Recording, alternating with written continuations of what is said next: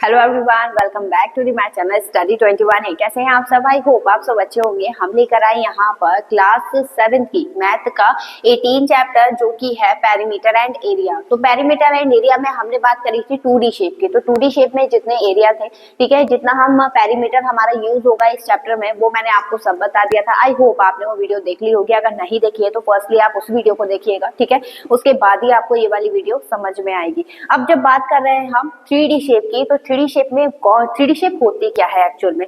तो कोई भी एक ऐसी शेप जिसमें आपके जो है 3 डायमेंशन यूज हो रही है, ठीक है, तो वो होती है आपकी 3D शेप। जैसे कि लेंथ है, ब्रेथ है, हाइट है, ठीक है, तो कोई भी एक ऐसी है जिसे आप ड्रॉ कर सकते हैं, सॉरी पकड़ सकते हैं। जैसे कि आपका टेबल हो गया, टेबल का टॉप है, ठीक है, जो वुडन का होता है वो आपका 3D शेप है। और जब आप उसे ध्यान से देखेंगे तो वो क्यूबॉइडल शेप में होगा, ठीक है, क्योंकि उसमें लेंथ है, ब्रेथ है और हाइट होगी। ठीक, आपका जो बाल्टी हो गई, ठीक है, आपने देखा होगा बकेट वगैरह, बाल्टी वगैरह, तो वो सिलेंड्रिकल फॉर्म में होता है, कर्व्ड होता है, ठीक है। तो कौन से किसमें क्या क्या लगेगा वो हम आज इसमें देखेंगे वीडियो में, ठीक है।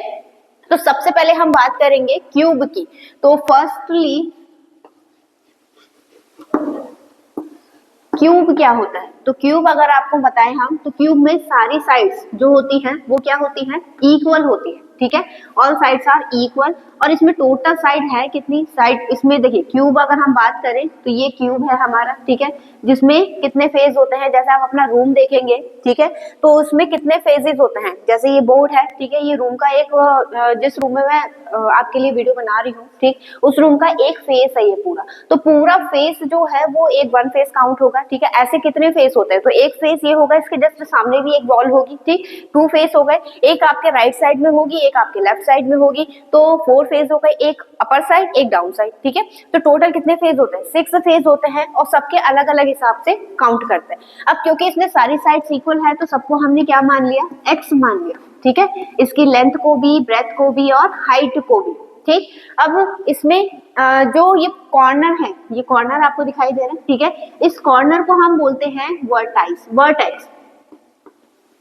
क्योंकि कॉर्नर एक से ज्यादा है तो क्या बोलेंगे हम? इसे वर्टाइसेस बोलेंगे। और इसमें देखिए कितने वर्टाइसेस हैं? 1 2 3 4 5 6 7 8 वर्टाइसेस हैं, ठीक है। और इस लाइन को, ये जो लाइन्स आ रही हैं, ठीक है, इन लाइन्स को हम बोलते हैं एज, ठीक है। कितनी एजेस हैं इसमें? तो 1 2 3 4 5 6 7 8 9 10 11 12। तो कितनी एजेस होती हैं? 12 एजेस होती हैं, ठीक है। और फिर इसके बाद फेज कितने होते हैं? तो फेज मैंने आपको बताया, अभी काउंट करवाया था, 12 फेजेस होता है। और 12 फेजेस मतलब ये पूरा, ये वाला हिस्सा जो होगा ये पूरा होगा फेज काउंट, ठीक है, 1 फेज। और टोटल ऐसे कितने फेस हैं? 6 फेस होते हैं, ठीक है। तो ये क्यूब हो गया जिसमें इतनी ढेर सारी चीजें होती है। अब इसमें अगर हम बात करें कि इसका lateral surface area, curve surface area या फिर वॉल्यूम होता क्या है, तो अगर हम कर्व सरफेस एरिया की बात करें तो वो होगा आपका सिर्फ 4 वॉल्स, ठीक है। आपने रूफ छोड़ दिया, आपने फ्लोर छोड़ दिया, तो वो काउंट हो जाता है आपका लैटरल सरफेस एरिया। तो यहाँ पर देखिए lateral surface area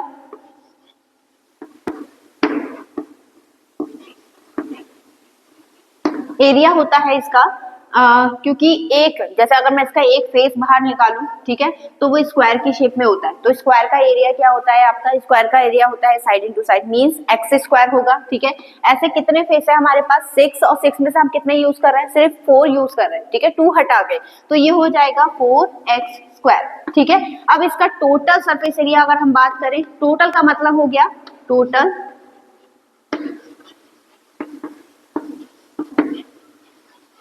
total surface area का मतलब हो गया कि जो पार्ट आपने छोड़े थे, ठीक है, वो पार्ट आपने इसमें इंक्लूड कर लिया। अब जब इंक्लूड करेंगे तो 4 थे, वो 6 थे, हमने 4 ही तो लिए थे, तो 2 और ले लीजिए। तो टोटल सरफेस एरिया क्या हो जाएगा इसका? 6x स्क्वायर, ठीक है।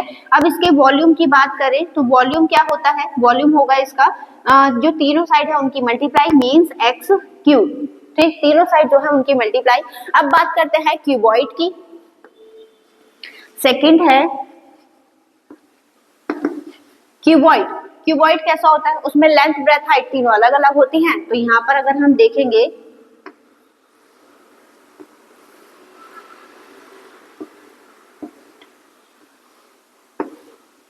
ठीक है, ये हो गया लेंथ, ब्रेथ और ये हो गई हाइट, ठीक है। अब इसमें कर्व सरफेस एरिया कैसे फाइंड करेंगे? तो इसमें कर्व सरफेस एरिया फाइंड करने के लिए हम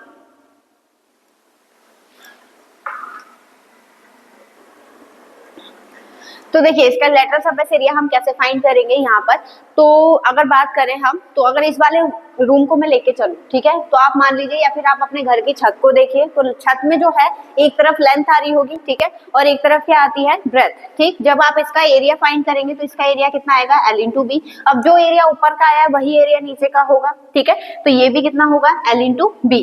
ठीक, अगर मैं साइड वाली वॉल की बात करूं, क्योंकि इसमें हाइट इंक्लूड हो रही है, तो एक में आएगा आपका L इंटू एच, तो जो इस वाले फेस का होगा वही सामने वाले फेस का होगा, ठीक है, तो ये हो जाएगा L इंटू एच दो जगह। ऐसे यहाँ पर L इंटू बी और L इंटू बी, टोटल देखिए कितना, ये सेम सेम आ रहा है, ठीक है, ये भी सेम सेम आ रहा है, ऊपर नीचे वाला पार्ट भी सेम सेम आ रहा है। अब यहाँ पे अगर हमें लेटरल सरफेस एरिया फाइंड करना है, यानी L इंटू बी वाला पार्ट क्या करना पड़ेगा, हटाना पड़ेगा, तो ये हो जाएगा lateral surface area is equal to H bracket में L प्लस बी। ठीक है, अगर इसका टोटल सरफेस एरिया आप फाइंड करेंगे तो ये क्या हो जाएगा, 2 ब्रैकेट में L plus L B plus B H plus H L.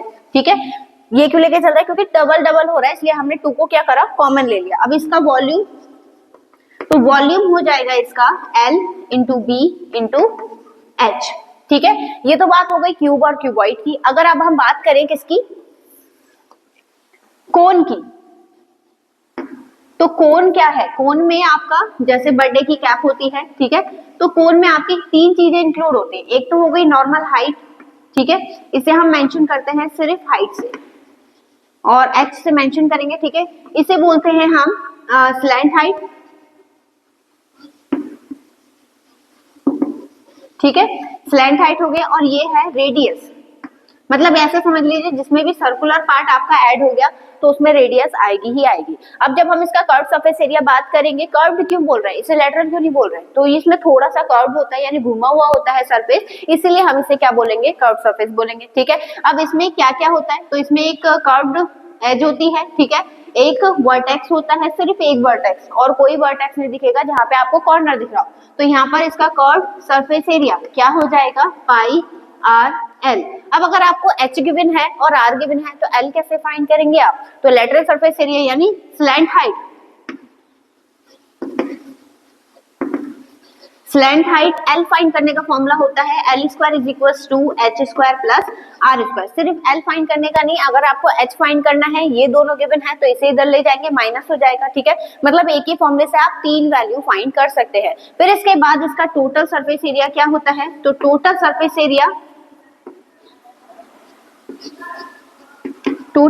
Area हो जाता है इसका पाई आर ब्रैकेट में L प्लस आर। ठीक है, अब इसका वॉल्यूम, तो वॉल्यूम हो जाएगा 1/3 पाई आर स्क्वायर एच। ठीक है, तो इस तरीके से करना था। आई होप आपको समझ में आया होगा। चलिए जल्दी से इसे नोट कर लीजिए, फिर बढ़ते हैं इसके बाकी के पार्ट्स पे।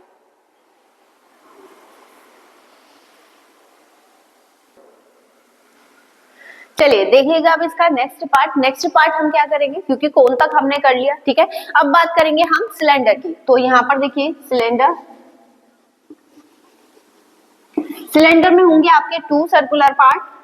ठीक है, अब सिलेंडर आप रसोई घर वाला सिलेंडर को समझ मत लीजिएगा। ठीक है, कोई भी सर्कुलर मतलब लेंथ वाला पार्ट, जैसे आपका कॉइन है, ठीक है, आप मुझे कमेंट सेक्शन में बताना कि कॉइन जो है, जो रुपए का सिक्का होता है, ठीक है, वो क्या है, सर्किल है या फिर सिलेंडर। ठीक है, अब देखिए यहाँ पे, क्योंकि इसमें एक हाइट इंक्लूड है, सर्कुलर पार्ट है, मींस क्या इंक्लूड होगी इसके अंदर, रेडियस। ठीक, अब इसका कर्व सरफेस एरिया मतलब हो गया कि ऊपर वाला सर्किल नीचे वाला सर्किल हमने हटा दिया, तो कर्व सरफेस एरिया होगा इसका 2 पाई आर एच। ठीक है, और टोटल सरफेस एरिया क्या हो जाएगा, ये हो जाएगा 2 पाई आर ब्रैकेट में एच प्लस आर। ठीक, अब इसके वॉल्यूम की बात करें तो वॉल्यूम क्या हो जाएगा, पाई आर स्क्वायर एच। ठीक है, अब इसके बाद बात करते हैं हम स्फीयर की। स्फीयर सबसे इजी होता है। ठीक है, हालांकि इजी तो सारे हैं, बट स्फीयर जो है वैसे भी इजी होता है। स्फीयर क्या होगा, जैसे आपकी गेंद, ठीक है, बॉल जो होता है। अब इसमें आपको किसकी नीड है, सिर्फ रेडियस की। ठीक है, तो इसका सिर्फ सरफेस एरिया होता है, कर्व नहीं होता, तो सरफेस एरिया क्या हो जाएगा इसका 4 पाई आर स्क्वायर। ठीक है, और इसका वॉल्यूम हो जाएगा 4/3 पाई आर क्यूब।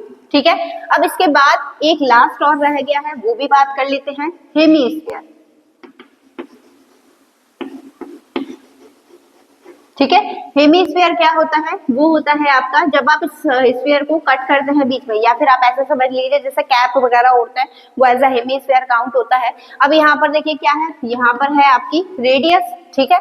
अब यहाँ पे कर्व, क्योंकि दो पार्ट्स में डिवाइड हो रहा है तो यहाँ पे जुड़ जाता है कर्व सरफेस एरिया, तो ये होगा आपका 2 पाई आर स्क्वायर, ठीक है। अगर टोटल सरफेस एरिया बोलेंगे, क्योंकि 2 पाई आर स्क्वायर इसका कर्व है, सर्किल है, सर्किल का एरिया क्या होता है पाई आर स्क्वायर, वो ऐड करेंगे तो ये हो जाएगा 3 पाई आर स्क्वायर, ठीक है। और इसका वॉल्यूम जस्ट हाफ हो जाएगा किसका, स्फीयर के वॉल्यूम का, तो ये होगा 2/3 पाई आर क्यूब, ठीक है। और यूनिट मैंने आपको बताया है, अगर आप किसी भी चीज का एरिया फाइंड करते हैं तो यूनिट जो है वो हमेशा किसमें होती है, स्क्वायर में, और अगर वॉल्यूम फाइंड कर रहे हैं तो यूनिट किसमें होगी, क्यूब में, ठीक है। तो ये है आपके कुछ फॉर्मूले जो आपकी यूज होंगे इस चैप्टर में, इसलिए बहुत ध्यान से समझिएगा, बहुत याद रखिएगा इनको। अगर ये आपको फॉर्मूले याद नहीं है तो आपका चैप्टर सॉल्व नहीं होगा, ठीक है। तो हमारे साथ बने रहें, वीडियो को लाइक, चैनल को सब्सक्राइब जरूर करें, इसे अपने दोस्तों के साथ जरूर शेयर करें, ठीक है। चलिए मिलेंगे अब इससे नेक्स्ट वीडियो में नए नए क्वेश्चन के साथ, तब तक के लिए धन्यवाद।